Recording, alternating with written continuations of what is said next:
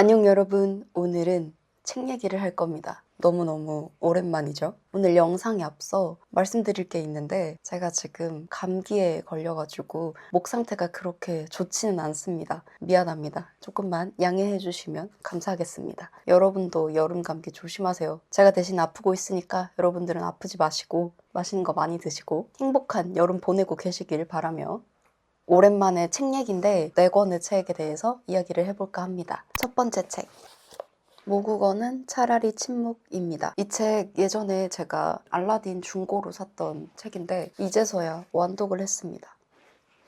그냥 읽으세요, 여러분. 이거 책이 정말 아름답고요. 예술과 문화를 사랑하는 사람이라면 이 책과 사랑에 빠지게 될 거예요. 진짜요. 제가 장담할게요. 목정원 작가님의 산문이고 두께는 한 이 정도 됩니다. 근데 생각보다 안에 있는 글의 배열이나 이런 것들이 빽빽하게 차 있어서 읽는데 막 속도가 난 책은 아니지만 작가님의 문장 하나하나 마음 하나하나를 곱씹으면서 읽기엔 너무나도 탁월하고 좋은 책입니다. 예전에 제가 이 책 사고 아마 영상을 찍었을 텐데 그때 댓글로 사이버 친구께서 분명히 인생책이 될 거라고 하셨거든요. 당신이 정답입니다. 인생책 리스트에 진짜 올리고 싶을 정도로 너무너무 좋았고 들고 다니면서 카페나 공원에서 좀 많이 읽었거든요. 그럴 때마다 조성진의 연주를 들으면서 책을 읽었었는데 너무 잘 어울리는 거예요. 그러니까 여러분도 피아노 연주와 함께 이 책을 읽어보시기를 정말 추천드립니다. 너무너무 좋아요. 순간을 포착하는 시선이 정말 아름다운 책이거든요. 그리고 그 시선이 굉장히 정교하게 흘러간다는 느낌을 많이 받았어요. 그래서 작가님이 나를 데리고 이리저리 구경시켜주는 느낌? 이 예술 앞에서 뭔가를 설명해주고 자신은 어떤 일화를 나에게 굉장히 재밌게 들려주는 그런 느낌이어서 작가님과 좀 가까워진 것 같은 느낌에 기분이 참 좋았습니다. 제가 좋아하는 테마들이 있었는데 어떤 아저씨와의 일화, 어떤 한 사람과의 일화 이런 것들이 있거든요. 예술 이야기만 하는 게 아니라 사람 사는 이야기도 하고 있어서 너무 어렵지 않게 미학과 인간 사이를 넘나들면서 읽을 수 있는 책이어서 그 지점에서 굉장히 좋았습니다. 문장이 너무너무 아름답고 그 증거로 저의 인덱스를 보여드립니다. 거의 한 페이지 건너 한 페이지 줄치면서 읽었던 것 같은데 좋은 문장이 이렇게나 많았거든요. 영혼을 치유받는다라는 느낌도 받았고 예술과 사람에 대한 애정이 가득한 사람의 시선은 이렇구나. 나도 문화예술을 사랑하는 사람이지만 이 사람의 애정은 정말 내가 그 깊이를 가늠할 수 없을 정도로 깊고 넓구나 라는 생각이 들었어요. 여러분은 예술이 왜 존재해야 된다고 생각하세요? 저는 읽으면서 예술 그 자체가 아름다워서라기보단 예술을 하는 그 과정 그리고 어딘가로 도달하는 그 과정이 사람끼리 부딪히기 때문에 아름다워서 존재하는 것 같다라는 생각이 들었거든요. 이 책을 읽으면서 생각보다 사람에 대한 애정이 굉장히 많이 늘어났던 것 같아요. 글이 정말 밀도가 높고 그래서 읽는 데는 조금 걸렸지만 그만큼 꼭꼭 씹으면서 읽었던 책이라 되게 마음속에 진하게 남아있어요. 잘 잊혀지지 않을 것 같아요. 문장 어떻게 이렇게 쓸까? 이 정도의 밀도 높고 좋은 글을 쓰는 사람들을 보면 이젠 질투를 넘어서 경외감까지 들어요. 진짜로.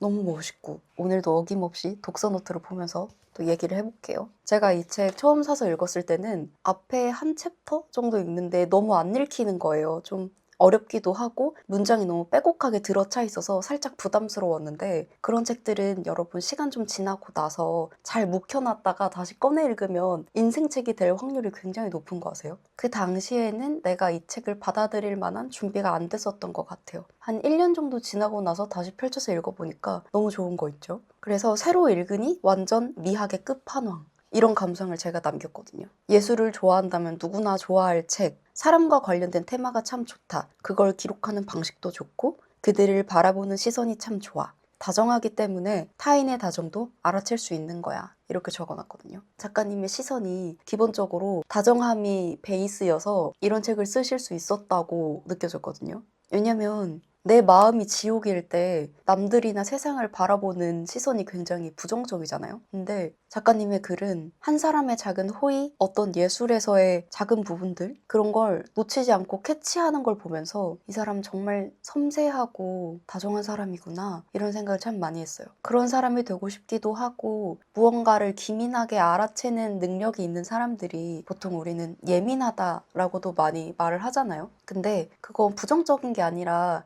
예술을 정말 극대화해서 잘 즐길 수 있는 능력 중에 하나라고 저는 늘 생각하고 있거든요. 그래서 저도 가끔 예민하다라는 말을 자주 듣는 사람으로서 작가님의 시선을 따라가면서 이 사람의 섬세한 감상들을 보면서 나름대로 좀 위로를 받았던 것 같아요. 이렇게까지 깊이 있게 사유할 수 있구나. 좋은 문장들이 진짜 많거든요. 그러니까 여러분 기회 되시면 진짜 한번 읽어보셨으면 좋겠어요. 안쪽에 사진도 몇 장 있는데 그게 진짜 아름답거든요. 그 사진을 보고 이제 글을 막 읽기 시작하면 머릿속에서 막 상상이 되잖아요. 그런 경험도 여러분 놓치지 않고 해보셨으면 좋겠어요. 진짜 너무너무 좋았던 독서였어요. 그 다음 책은 액체 상태의 사랑입니다. 이건 김현덕 시인의 에세이인데요. 표지 진짜 예쁘죠? 그냥 파란색 박이라고 해야 될까요? 이 부분이 빛을 받으면 되게 예쁘게 빛나서 한동안 갖고 다니면서도 되게 예뻐서 쓰다듬었던 그런 책인데, 이 책도 제가 사둔 지는 꽤 됐는데 읽은 거는 정말 하루 만에 다 읽었거든요. 그런 책이 좀 많은 것 같아요. 샀을 때 한두 장 정도 읽다가 지금은 내가 이 책을 읽을 때가 아닌 것 같다라는 생각이 들어서 묵혀두고 다시 꺼내 읽었는데 너무너무 좋아서 할 말이 많은 책. 이 책도 그렇습니다. 제가 누누이 말씀드리지만 시인의 수필은 정말 재밌습니다. 정말 재밌어요. 글을 참 맛있게 쓴다라는 생각이 들 정도로 시인의 수필은 정말 좋습니다. 수필인데 시인이 썼다? 하면 냅다 집어들고 사오거든요. 저는 이 책 덕분에 김현덕 시인을 처음 알게 됐는데 시도 너무너무 궁금해지는 거 있죠. 저랑 취향이 맞으시는 분들은 잘 읽으실 것 같고, 이게 좀 순차적인 일기거든요. 날짜가 나오고 어떤 생각을 했는지, 내가 어떤 사람과 어떤 일이 있었는지 써내려가는 방식으로 진행이 되는데, 그렇다고 마냥 가벼운 일기 같지는 않아요. 수필하고 일기는 그래도 차이점이 있다고 생각하거든요. 일기는 정말 하루를 기록한 것, 거칠고 약간 날것의 글이잖아요. 근데 수필은 조금 더 정제화돼서 사람들 앞에 등장해야 되는 글이니까 조금 더 잔잔하고 덤덤한 느낌이 나는데, 그 안에서도 작가님만의 마음이 여실히 느껴져서 전 그 부분이 참 좋았어요. 너무 덤덤하지도 않고 그렇다고 너무 감성적이지도 않은 딱 정도를 잘 지킨 재밌는 에세이? 그런 생각이 들었습니다. 그리고 제가 이 책에서 좋았던 게 단골 가게에 대한 이야기가 나오는 부분이거든요. 저도 단골 가게들이 몇 개 있는데 그 중에 한 카페에 가서 이 책을 정말 많이 읽었거든요. 나의 상황과 비슷한 느낌의 글이 책에서 등장하니까 나의 독서 경험이 한층 더 풍부해지는 거예요. 그래서 재밌기도 했고, 여러분 그 스노우볼 아세요? 이렇게 흔들면 눈 이렇게 막 흘러내리는? 저는 이 책이 거대한 스노우볼처럼 느껴졌어요. 작가님만의 세상에 독자들을 초대해서 눈이 막 내리는 걸 보고 있는 그런 겨울 감성도 느껴져서 나름대로 그것도 재밌는 부분이었어요. 저는 시인들이 본인의 감각을 본인만의 단어로 표현할 때 너무너무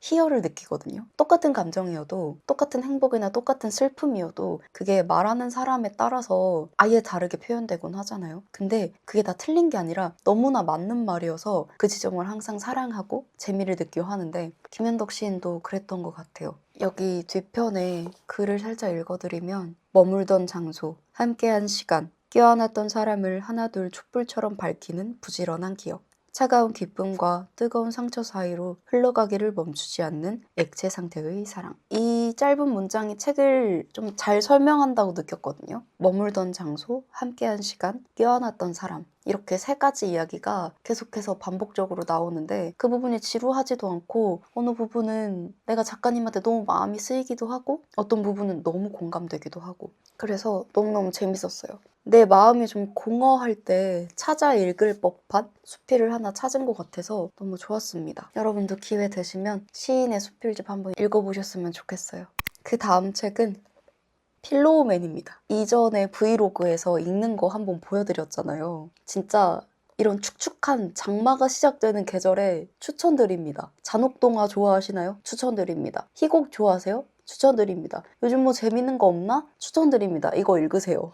극작가이자 연출가인 마틴 맥도나의 대표작입니다. 잔혹하고 피냄새 나는 것 같고 약간 깨름직한데 그런 분위기를 잘 즐기시는 분이라면 정말 재밌게 읽으실 것 같고요. 분량도 그렇게 막 길지 않아요. 여러분 희곡 좋아하세요? 대사로만 모든 것들을 다 이끌어가는 이 예술이 얼마나 아름다운지 저는 예전에 연극도 참 많이 보러 다니고 희곡도 자주 읽었었는데 오랜만에 또 새로운 희곡을 읽으니까 아 맞다 나 희곡 읽는 재미로 살았던 시절이 있는데 이런 생각이 들더라고요. 가지고 다니면서 읽기에 참 좋은 사이즈고 이 책은 제가 어떻게 사게 됐냐면 출판사 계정들을 많이 팔로우하고 있는데 을류문화사에 한 게시물이 뜬 거예요. 책들을 막 추천을 해주시는데 제가 고통을 말하지 않는 법, 마리아 투마킨의 책을 읽고 있던 시점이어서 이 책 나 읽는데 하면서 카드뉴스를 넘기다가 이 필로우맨을 발견한 거예요. 근데 좀 재밌겠는데 싶어서 냅다 사버렸거든요. 버려도 나한테 돌아오는 그런 인형 같은 느낌이에요. 약간 공포영화에 나오는 그런 거 뭔지 아세요?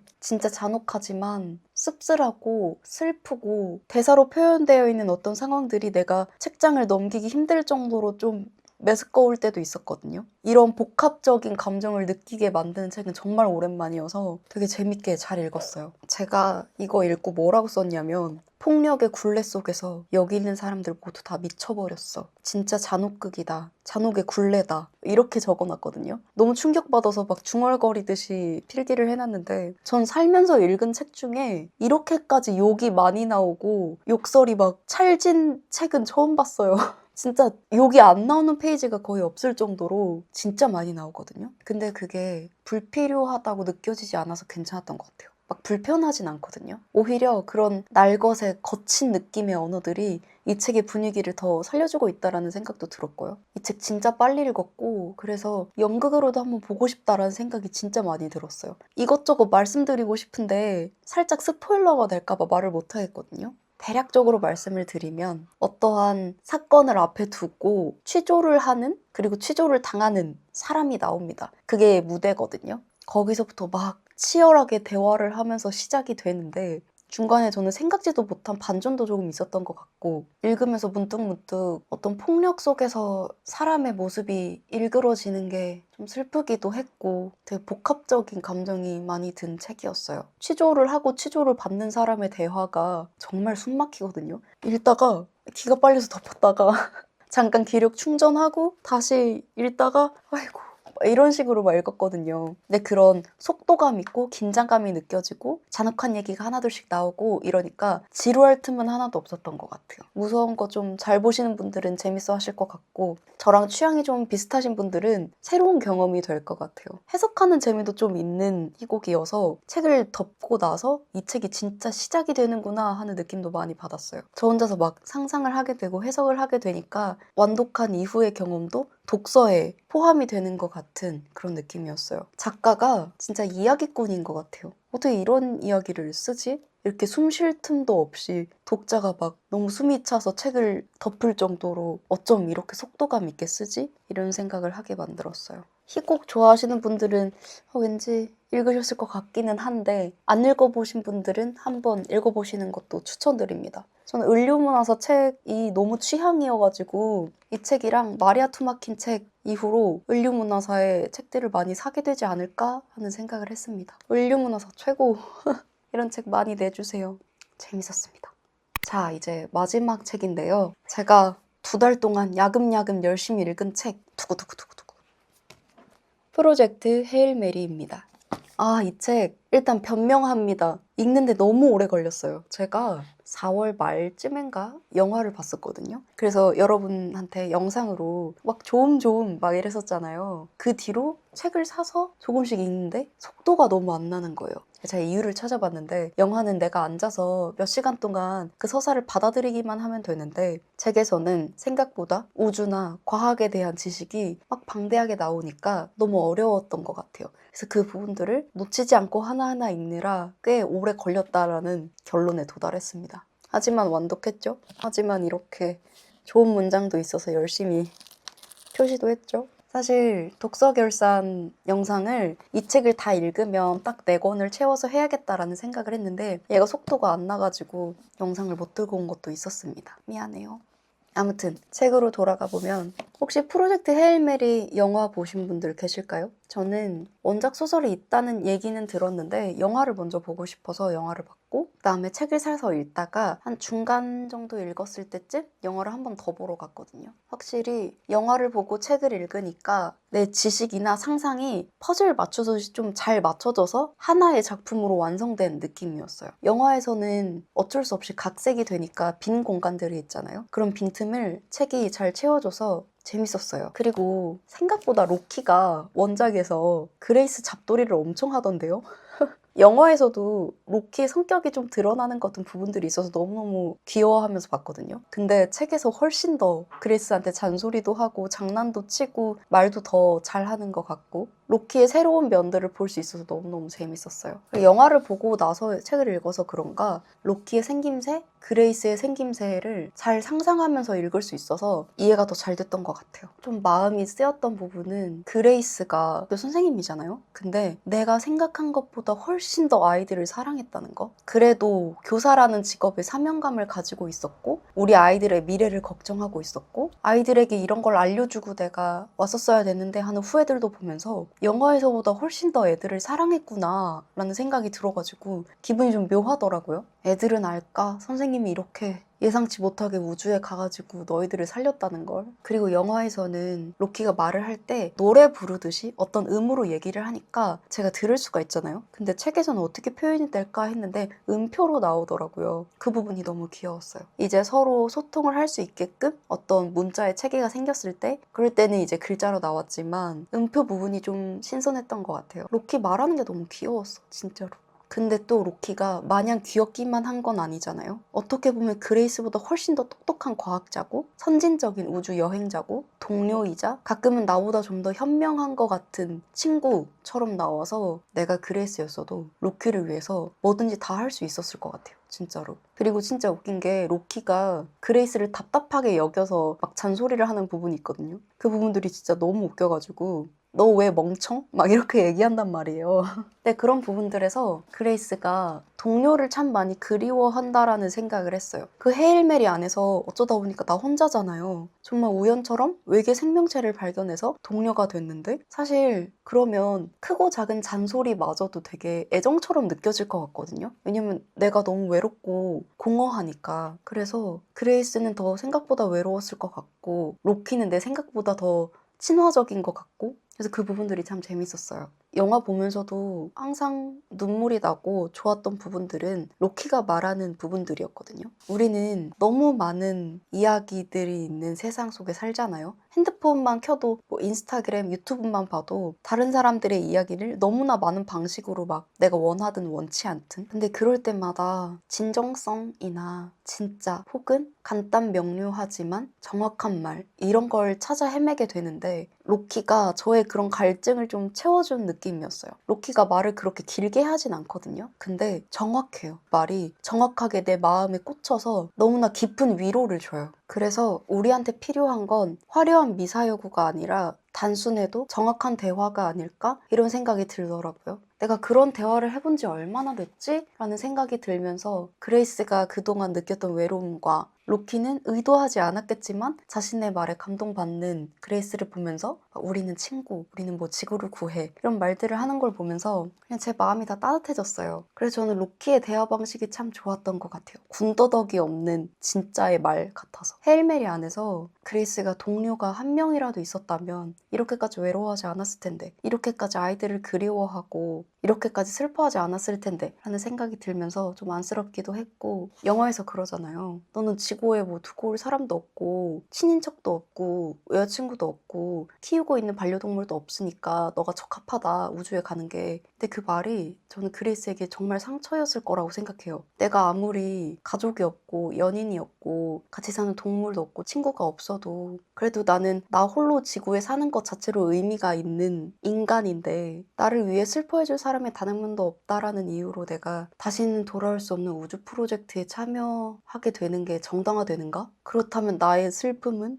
이런 생각이 들더라고요. 그래서 그레이스는 그냥 우주 생명체를 만났을 뿐만이 아니라 그 너머의 어떤 우정과 전후에 그런 걸 얻게 됐다고 생각해요. 그리고 책을 읽으면서 느낀 게 생각보다 둘이 논의를 엄청 많이 하면서 문제를 많이 해결해 나가거든요. 근데 영화에서는 그런 부분들이 어쩔 수 없이 조금씩 잘려 나갔겠지만 둘이서 대화하는 부분이 많아서 제가 좀 아쉬워했던 그런 빈틈이 많이 채워졌어요. 서로의 세상을 구하려고 엄청나게 고군분투하거든요, 둘이. 근데 그런 것들이 로키의 대화 방식을 통해서 정확하게 이루어지니까 좀 속이 시원하기도 하고, 그리고 생각보다 그레이스가 영화에서보다 조금 승부사 기질이 있다고 느껴졌어요. 어떤 순간에 내가 배팅을 해야만 결과를 얻을 수가 있잖아요. 좋든 나쁘든. 영화보다 책 속의 그레이스가 조금 더 용감하다고 느껴졌던 것 같아요. 근데 나 같아도 우주에 혼자 둥둥 떠 있는데 선택지가 없으면 어떡해. 배팅해야지 싶기도 하고요. 그래서 저는 그게 좋았어요. 그레이스가 마냥 영웅이고 마냥 용감해서 간 게 아니라 진짜 한낱 개인일 뿐인데 헤일메리호에 타서 어떻게든 주어진 일을 해결하면서 이제 지구를 구하는 그 방식이 좀 위로가 됐어요. 너무나 막 추앙받는 영웅이라기보단 내가 살아야 되니까, 아니면 내가 할 수 있는 일은 이거밖에 없으니까 하면서 조심스럽다가도 또 용기를 내다가도 슬퍼하고 무서워하다가도 그 동료랑 힘을 합쳐서 해결해 나가는 방식이 되게 인간적이라고 생각했어요. 그래서 그레이스한테 좀 정이 많이 가는 것 같아요. 과학 지식을 막 나열하는 부분은 조금 지루해서 살짝 어려운 부분도 있었지만, 그래도 제가 영화를 보면서 아니 그레이스는 그럼 뭐 먹고 살아? 아니 그럼 저기는 어떻게 되는 거야? 이런 궁금증들을 좀 채워주는 지식들도 있어서 원작만이 할 수 있는 갈증 해소법이다, 이런 생각도 많이 했습니다. 확실히 영화를 만들면서 각색을 정말 잘한 것 같아요. 지루하지 않게, 그러나 재미는 놓치지 않고 그 와중에 감동도 놓치지 않고. 헤일메리 보신 분들은 저랑 또 떠들어 주시고, 만약에 영화는 못 봤는데 SF에 관심이 있다, 외계 생명체에 좀 관심이 있다 하시는 분들에겐 추천드립니다. 분량이 꽤 길거든요. 그래도 시간 내서 틈틈이 읽다 보면 재미를 느끼는 부분에서 진도가 확 나가기도 하거든요. 그러니 부담 갖지 마시고 한번 읽어보시는 것도 괜찮을 것 같아요. 제가 이제까지 봤던 SF 소설 중에 제일 많이 웃었던 것 같아요. 전 그레이스 말투가 좀 웃기더라고요.